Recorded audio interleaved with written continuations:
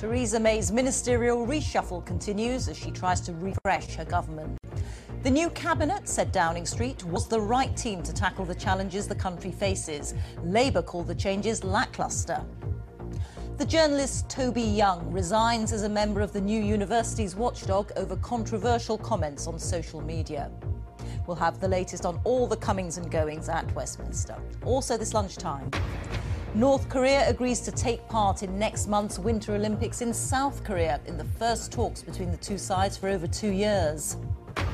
Patients waiting in Scotland's accident and emergency departments reach record levels. When will the lesson be learned? When will the lesson be learned?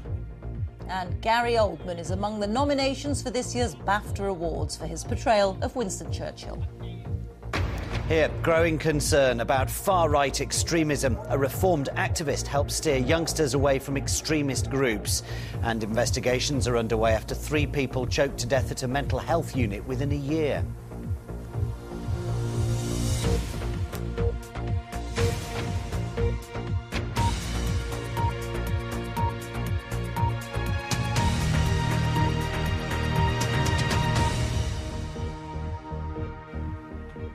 Good afternoon and welcome to the BBC News at 1. Theresa May has held her first meeting with her new cabinet as she finalises her ministerial reshuffle. This morning, the International Trade Minister, Mark Garnier, who was cleared of misconduct claims last year, announced he had lost his job. Separately, the journalist Toby Young resigned as a member of the new university's watchdog, the Office for Students, after criticism of derogatory comments he'd made in the past about women, gay people and disabled people. Our political correspondent Alex Forsyth reports. The new-look top team gathered at the Cabinet for the first time today. Theresa May's reshuffle was meant to be something of a reset for the government, but it was far from a dramatic transformation. Plenty of old faces showed up in Downing Street this morning, including the Health Secretary, who kept his job after persuading the Prime Minister not to move him. Are you more powerful than the Prime Minister, Mr Hunt? There were a few new faces too. There will be 2 more women round the table, but not in senior roles. And one will be notably missing. Justin Greening quit as Education Secretary. I did what I thought the right thing to do was. Thank you. She'd refused to move to another department and left the government instead. Even so, claims the reshuffle had gone wrong were rejected. I think it's very clear the Prime Minister is refreshing and developing the cabinet. Reshuffle means there's always going to be change, movements around the cabinet, sometimes people leaving the cabinet. It's always sad to see colleagues go, but as I say, the nice problem we have in the Conservative Party is having such a wide pool of talent. This morning the moves continued among middle-ranking ministers, designed to prove the Tory party's diversity, to embrace a new generation of MPs and better reflect society. It was hoped this reshuffle would rejuvenate the Tory party, renew its appeal to voters and allow Theresa May to assert her authority after the troubles of the past 12 months.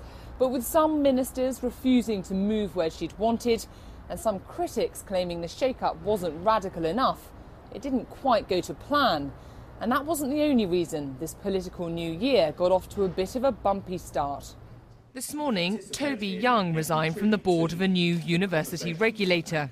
Well known in the field of education, with some high-profile supporters, he'd only just been appointed, but faced a backlash for offensive comments he'd made in the past. Another unwelcome distraction for a government wanting to show it can run smoothly. These things don't help, but if you imagine government is a bit like a ship going from one destination, it's always buffeted by storms from day to day, and this is one of those storms. But I think he's done the right thing in stepping down. It had to happen because he just crossed too many boundaries. Here, it was hoped the Prime Minister's new team would help get the new year off to a fresh start. But it seems she can't yet shake off scrutiny of her judgment and authority.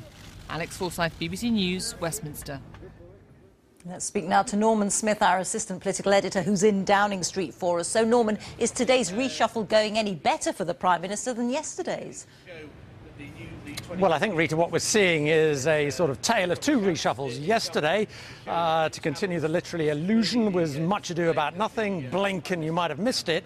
Today, we are seeing a much more extensive shake-up of the middle ranks of government as Mrs May tries to present a more dynamic, diverse, younger, fresher image of the Tory party. So we have seen a cull of, shall we say, ministers of a certain vintage, older ministers, those deemed to be male, pale and stale, they have been got rid of. Younger male ministers, they've been reshuffled around a sort of must-do-better moment, but we have also seen a steady stream of young female ministers and MPs going into Downing Street. There's a whole load of them inside at the moment, and I would expect them to be promoted. The problem for Mrs May is, will anyone notice? And the answer is probably not, because all people tend to take from a reshuffle, if they take anything, is what happens to the big beasts. And of course, yesterday there was no movement of the main players. It's a bit like, it seems to me, when your club's second or third 11 gain a notable victory on a wet and windy Wednesday evening. That's terrific, but what you really want to know is what's happening with the first team. And yesterday's shake-up of the first team, well, it proved a bit of a non-event. Norman, thank you. Norman Smith there. North Korea has offered to send a team to the Winter Olympics in South Korea after the two countries held their first talks for months. South Korea has also proposed more contact between the two countries, including talks over the North's nuclear programme, in what appears to be a significant move to lower tension in the region. Richard Galpin reports. In the demilitarised zone between North and South Korea, the atmosphere traditionally suspicious and hostile. But today, something very different is afoot. A senior delegation of North Korean officials heading to the South Korean side for their first formal talks in 2 years. The apparently warm greetings here, a radical departure from the recent talk of war potentially breaking out on the Korean peninsula because of the North's rapid development of nuclear weapons. The leader of the North Korean delegation, Ri Son-kwon, said he'd come in the hope the talks would be held in a sincere and faithful atmosphere. The Korean people, he said, had high expectations. It is the Winter Olympics opening next month here in South Korea, which have provided the opportunity to reduce tensions in the region. And today, North Korea has confirmed at the talks that it will send a team to these games. There's also a suggestion its athletes could enter the opening ceremony together with South Korean counterparts.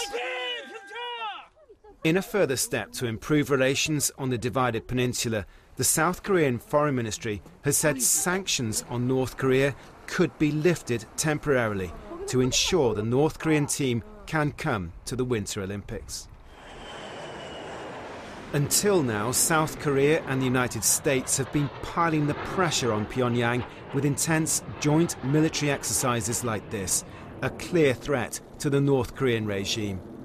And that may be why now the North is keen to talk. Although these meetings could easily go wrong, so far the atmosphere seems quite positive, with some believing they could ultimately lead to negotiations between North Korea and the United States.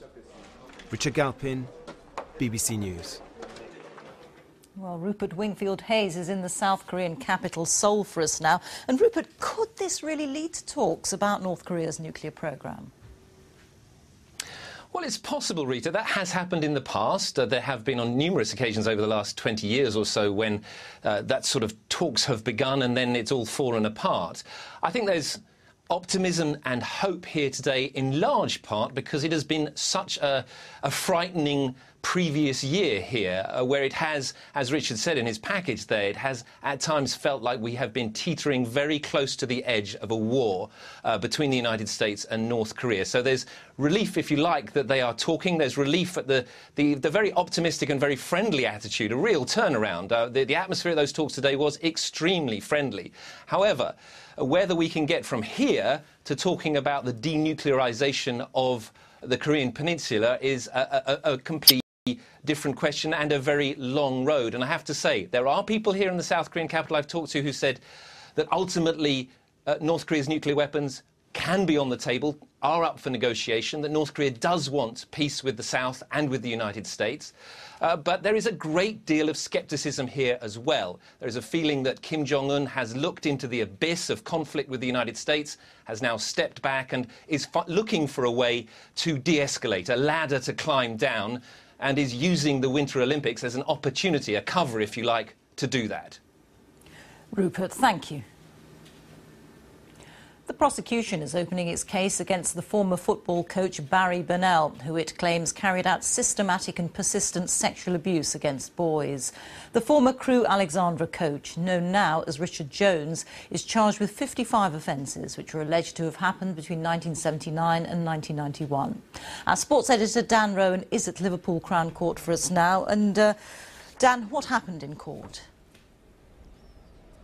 Well, this is effectively the opening day of this trial, and in his opening remarks, the prosecution barrister Nick Johnson QC told the jury that Mr. Richard Jones, previously known as Barry Bennell, who's appearing here at Liverpool Crown Court via a video link because of ill health and who has pleaded guilty to 7 charges, he's contesting 48 others, had engaged in what he called a course of conduct over many years involving the systematic and persistent sexual abuse of pre- or peripubescent boys. He tended, he said, to repeat the way he behaved. He's pretty much unfettered access as a football coach previously to large numbers of young lads, he said, who dreamt of a life in professional football. He said he was a skilled and effective coach, but he had a much darker side. He was also a predatory and determined paedophile. His particular predilection was pre- or peripubescent boys. Nick Johnson QC went on. The abuse, he said, among other locations, had occurred at the ground of Crewe Alexandra Football Club, where Richard Jones had previously worked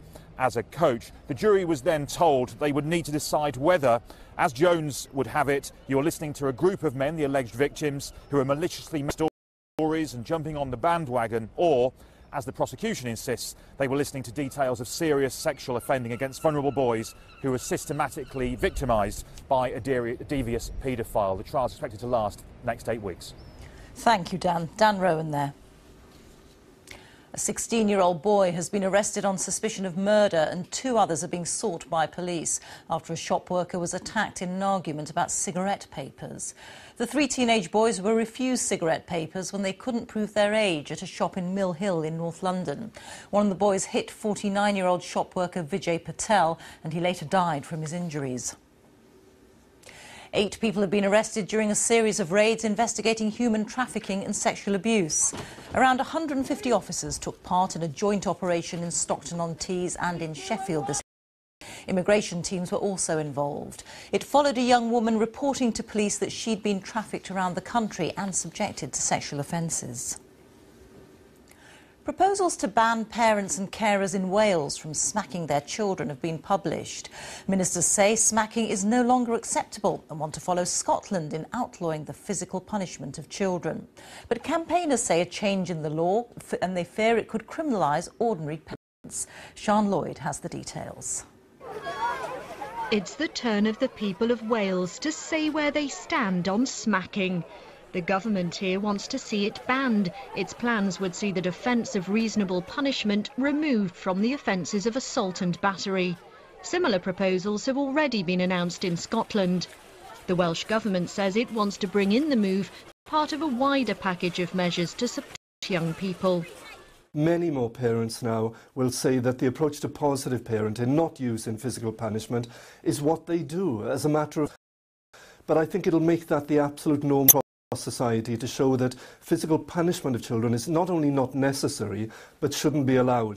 There'll now be a 12 weeks consultation, allowing the Welsh public to contribute to the debate. No, I don't think it's appropriate to smack children because I don't think it's productive, really. I don't think that stops them from behaving a certain way. A little tap like that on the hand, I don't think's terrible, but no, not you know, a big whack. If you're teaching them not to be violent or hit people, you shouldn't hit them. Like, it's hypocritical. The Welsh Government's plans are already being supported by the Children's Commissioner for Wales and some children's charities, including the NSPCC. but others are critical, claiming that most parents know where to draw the line between chastisement and abuse, and that their judgment should be trusted. Sian Lloyd, BBC News, Cardiff Bay. The number of people waiting more than 4 hours in Scotland's accident and emergency departments reached record levels in the last week of 2017. The latest weekly figures show that just 78% of patients across Scotland were seen within the target time, well below the government's 95% target and the lowest since figures began nearly 3 years ago. Our Scotland correspondent Lorna Gordon is in Glasgow for us now. And Lorna, how unexpected are these figures?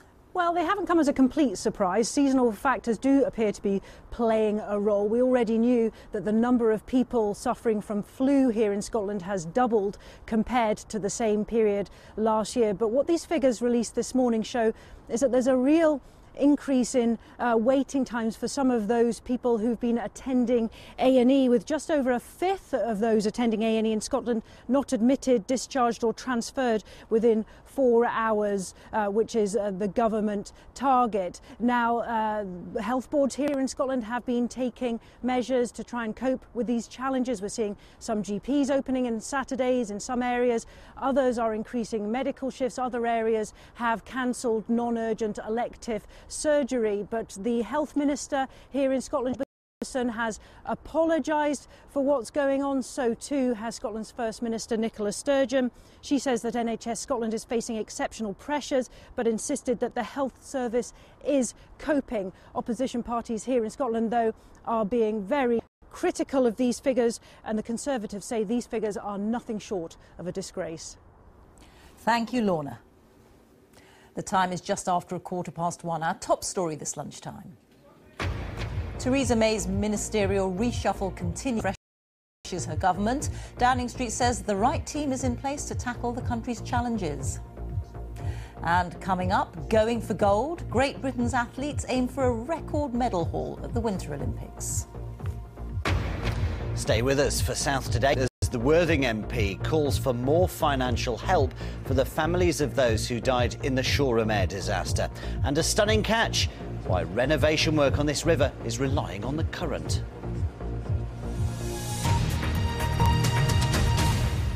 A taste of the future will be on major display from today, with the biggest event in the tech calendar starting in Las Vegas. The Consumer Electronics Show is a collection of the latest developments: smartphones, driverless cars and artificial intelligence. This year, the event is expected to draw more than 170,000 people. Our technology correspondent Rory Kethlin-Jones reports now from Las Vegas. In a robotics lab at the University of Las Vegas, I've come to meet Sophia, who looks pretty human and is just learning to walk. Hey Sophia, can we shake hands? Oh, really good to meet you. You're quite warm, actually. How sophisticated do you think you are as a robot? I want people to perceive me as the robot I am, however. I wouldn't want to trick people into thinking I am a human. I just want to communicate with humans in the best possible ways, which includes looking like one. Sophia, who's had advance notice of my questions, has few practical uses right now. But her creators, an American firm employing Chinese scientists, believe she represents a big step on the road to artificial intelligence. Our aspiration is to bring the machines to life, to create living, intelligent systems. And there you'll see the greatest revolution in artificial intelligence. We're aspiring towards this. Do we know for sure that it can be done? We think it can. And among the thousands of new gadgets on show in Las Vegas this week, artificial intelligence is a constant theme. There's a seeing suitcase that can follow its owner around the airport. This friendly robot wanders around your home, filming short bursts of video to your phone. And Vincent, developed in Cambridge, is a drawing program that learns to turn simple sketches into works of art. We all own a million things already, a lot of different electronic products. AI represents a whole new wave of ways to make those products a lot more interesting.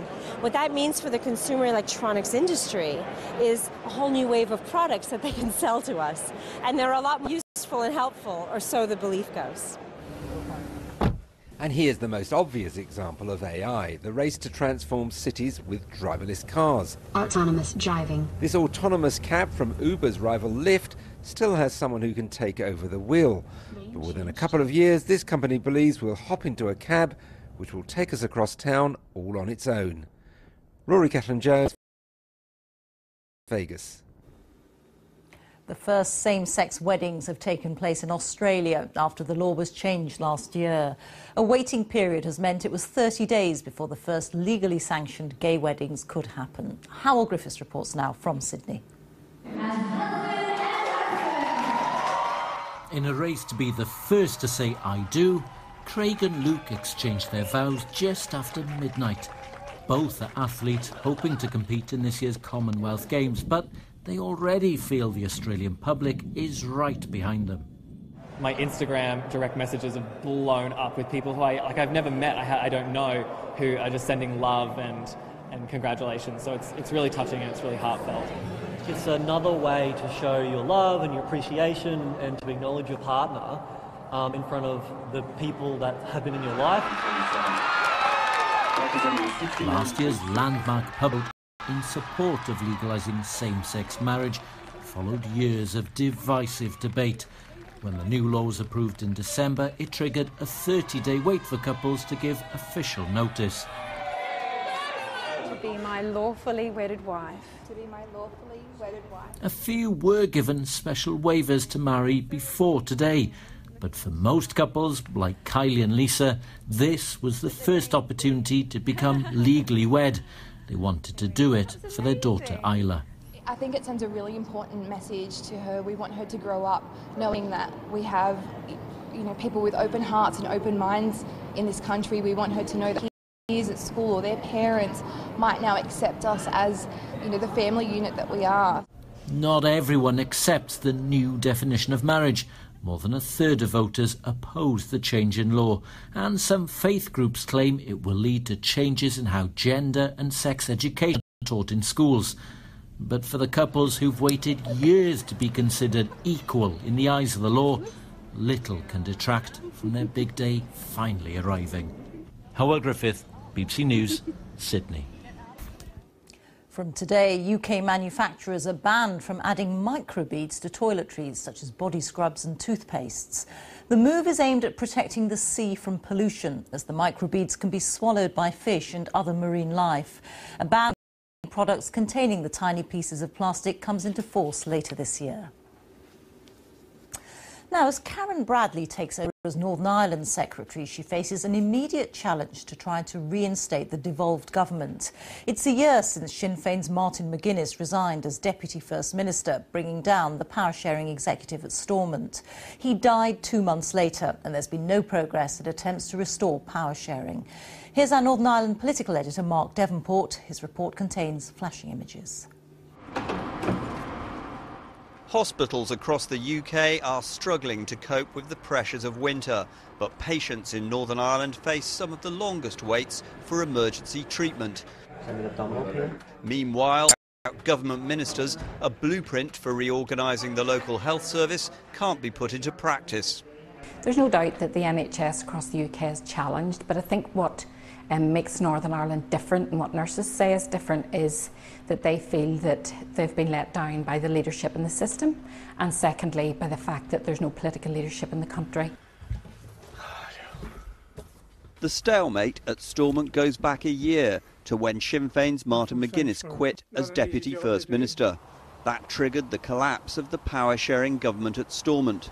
Relations between Sinn Féin and their Democratic Unionist coalition partners soured over the DUP's handling of a scandal-concerned renewable heating scheme. But the row soon widened, with Unionists resisting Sinn Féin's demand for better legal protection for the Irish language. This characterisation of we should have given something to Sinn Féin to keep them appeased is not the way I do business. If you feed a crocodile, they're going to keep coming back and looking for more. After Martin McGuinness's death in March, Arlene Foster shook hands with his successor Michelle O'Neill, but the two leaders haven't proved able to overcome their differences. The Democratic Unionists now hold the balance of power on the green benches at Westminster. But back at Stormont, the blue benches of the Northern Ireland Assembly remain empty, with civil servants running the administration on a basis. There is a real imperative to get back to business, but we just don't know what shape or form that will take, as neither Sinn Féin nor the DUP see any sign of softening their positions, and the Secretary of State has made no further moves towards imposing direct rule. During Stormont's year in the doldrums, the politicians who are meant to meet here have continued to get paid. Recently, an official report recommended that those salaries should be cut by a third. However, what impact that might have on this assembly that never sits remains far from certain. Mark Devonport, BBC News, Stormont. England's head cricket coach Trevor Bayliss says he plans to step down after the 2019 Ashes series. The 55-year-old, who was appointed in 2015, told the England and Wales Cricket Board about his decision a year ago. He's just seen his side beaten 4-0 in the Ashes series in Australia. Great Britain is aiming for its most successful Winter Olympics to date after UK sport set a target of at least 5 medals from February's Games in South Korea. The current record is a 4-medal haul set by the team in 1924 and at the 2014 Games in Sochi. Team GB's Paralympic athletes are aiming for at least 7 medals. Our sports correspondent Joe Wilson reports. Korean Cultural Centre, Central London. For everything the Winter Games means to the host nation, it means more than ever to British sport. An audience gathered to hear the targets. Lizzie Arnold's gold was one of 4 British Winter Olympic medals won in 2014. 5 at least are expected this time. Can we really be winning more medals in more sports with more investment? It's got to stop somewhere, hasn't it, Catherine? I know, it's a really good question, because every time it seems to be, and now this will be the best ever this time. And you sort of think, oh, is it possible to keep going? I think the great thing with the Winter Olympics, the Winter Paralympics, it's still a games that's developing very much in Great Britain. We've had some really impressive results over the past few Olympic Games and Paralympic Games, but we're seeing more consistency now, and it's definitely an area we can grow. Well, speed skater Elise Christie could win medals for Britain on her own. As for the Winter Paralympics, well, the medal target is at least 7, but there's always more to be played for. You make connections where you see them, but what we do see is the profound sense that people get from the Paralympics, that it's high-class sport, but with a higher purpose. It tells you something about yourself and what's possible, and I hope actually will challenge perceptions of disability in society. The UK's investment in Pyeongchang's winter sport is £32 million of lottery. As ever, that's only fun if it pays off. Joe Wilson, BBC News, Central London. A reminder now of our main story this lunchtime. Theresa May's ministerial reshuffle continues as she refreshes her government. Downing Street says the right team is in place to tackle the country's challenges. Well, that's all from BBC News at 1, so it's goodbye from me. And on BBC One, we now join the BBC's news teams where you are. Have a good afternoon. Bye-bye. Hello, good afternoon. I'm Tom Hepworth. Coming up on